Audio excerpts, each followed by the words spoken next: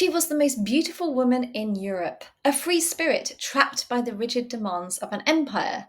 Empress Elisabeth of Austria, forever known as Sisi, is an icon of tragic romance, immortalised in films and legends. We see her as the ethereal beauty with ankle-length hair, the rebellious queen who longed for freedom, but whose life ultimately ended in tragedy. But beyond the glittering gowns and the haunting melancholy, who was the real Elizabeth? Was she merely a victim of her own circumstances, or a woman who actively shaped her own unique, albeit isolated, existence? I'm Dr. Amy Boyington, and today we will unravel the complex tapestry of her life, exploring her unconventional spirit, her obsessions, her struggles, and the enduring legacy of the wild soul in the golden cage. Our story begins in Bavaria, in Germany. Born Elizabeth Amalie on December the 24th, 1837, Sisi was the daughter of Duke Max in Bavaria and Princess Ludovica of Bavaria.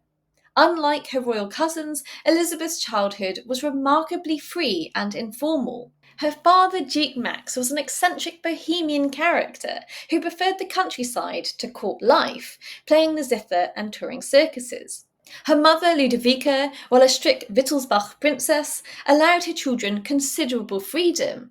Elizabeth, or Sisi as her family affectionately called her, thrived in this environment. She loved nature, writing poetry, and above all, horse riding. She spent countless hours galloping through the Bavarian forests, developing a fearless riding style and a deep connection to animals. She had a lively, sensitive, and dreamy nature, often shying away from formal social interactions, but excelling in physical pursuits. Education was provided, but not with the rigid discipline expected of a future empress. She was allowed to follow her own inclinations, a privilege that would starkly contrast with the suffocating formality of her future life. This idyllic existence, however, was about to be shattered.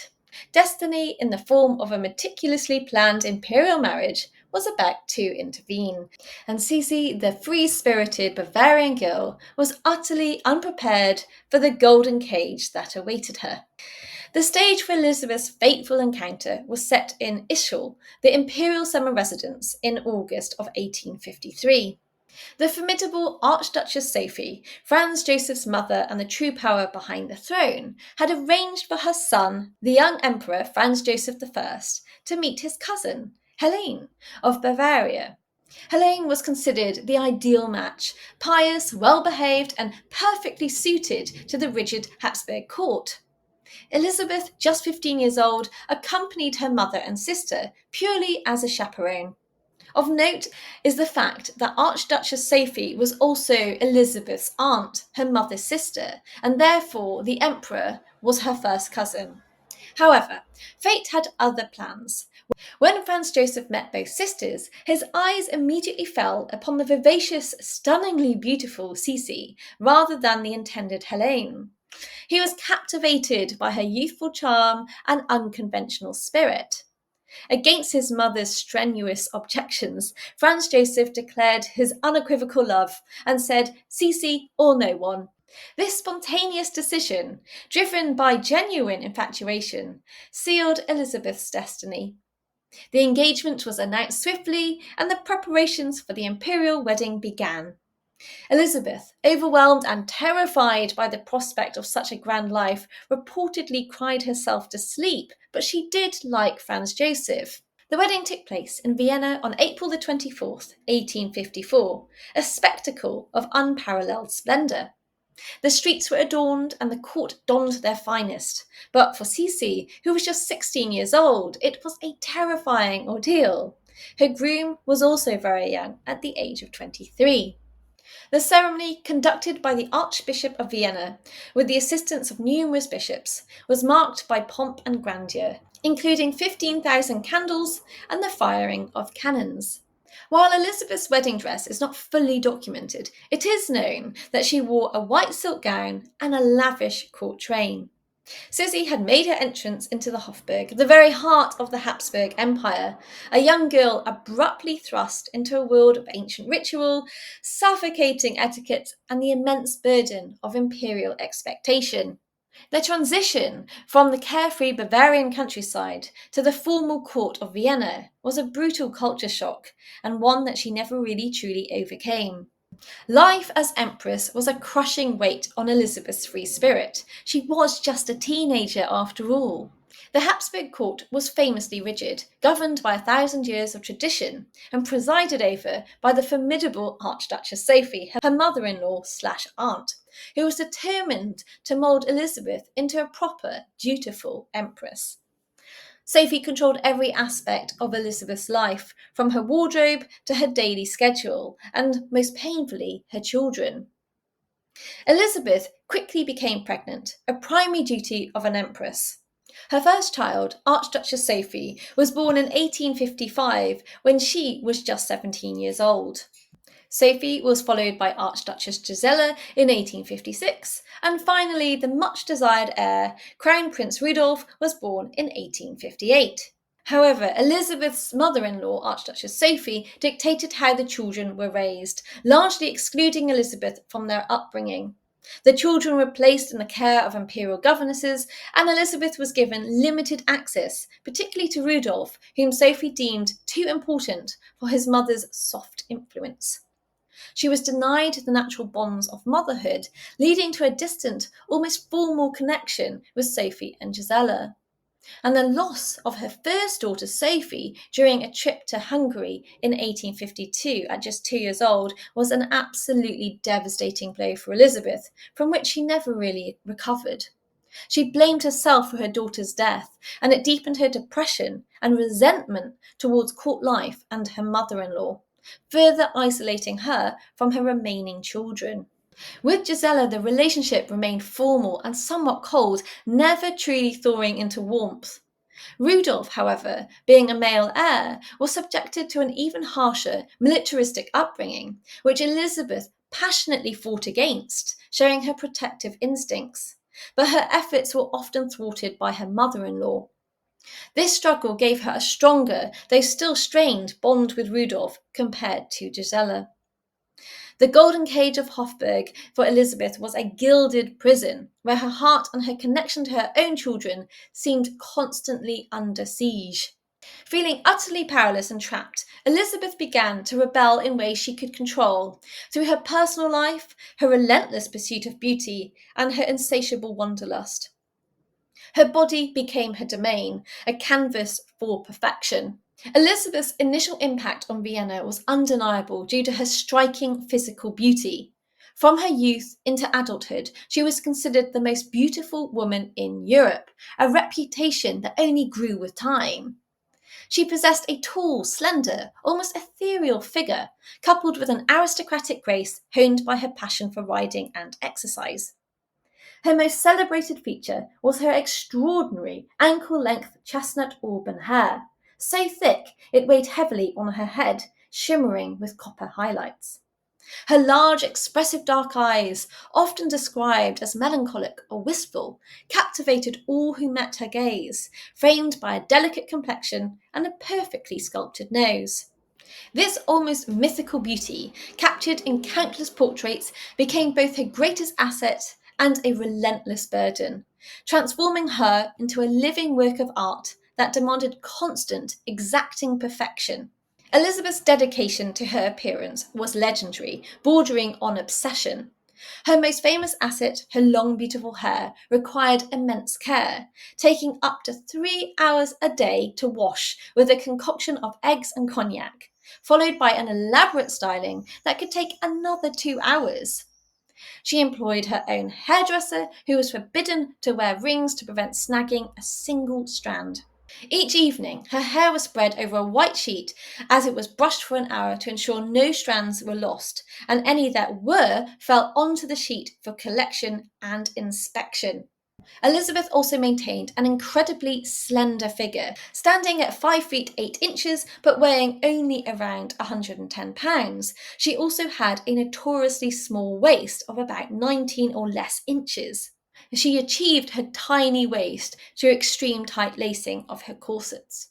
Her diet was also very restrictive, consisting mainly of milk, raw meat juices, and oranges. She spent hours exercising daily, gymnastics, fencing, and long, strenuous walks, for which she was notorious, sometimes walking for 8 hours straight, tiring out her accompanying ladies in waiting. Her skin was also meticulously cared for with various creams, and a raw veal mask was applied to her face at night. This extreme regime was not mere vanity, it was a desperate form of self control, a way to exert agency over at least one aspect of her life when all else was dictated. Beyond beauty, she found solace in poetry, expressing her deepest emotions and longing for freedom, often identifying with the mythological figure of the sea god's daughter, fascinated by the boundless ocean. Most of all, she sought freedom in restless travel and furious horse riding. She became renowned as one of Europe's finest horsewomen, finding liberation in the speed and danger of the gallop, a stark contrast to the stagnant court life she despised. These escapes were not just hobbies, they were her desperate attempts at self preservation, a wild soul forever seeking escape. Elizabeth's search for identity outside the confines of Vienna led her to Hungary, a nation then struggling for greater autonomy within the Habsburg Empire.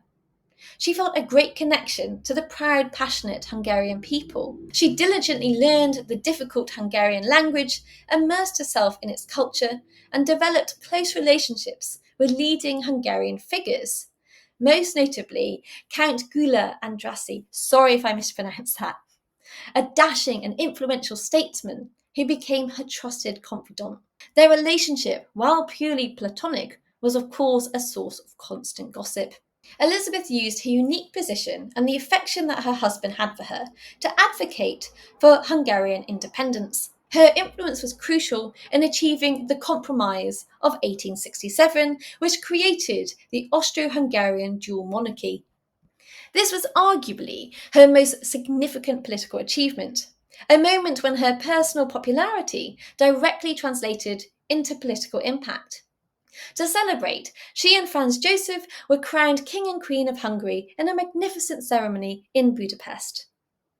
This period of newfound purpose coincided with a redefinition of her motherhood.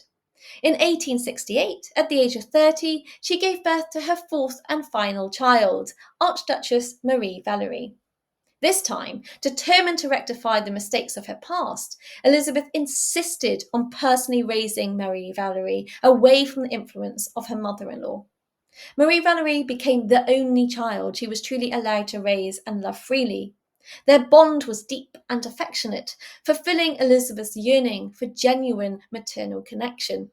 Marie Valerie's birth and Elizabeth's success in securing the Hungarian Compromise brought a brief period of personal contentment and stability to the Empress's life, a precious reprieve before the shadow of tragedy would once again descend. The fragile peace Elizabeth had found was shattered in 1889 by a scandal that would forever mark her life and the Habsburg dynasty. On January the 30th, 1889, her only son, the troubled Crown Prince Rudolf, was found dead at the imperial hunting lodge of Mayerling alongside his 17-year-old mistress, Baroness Mary Betsara.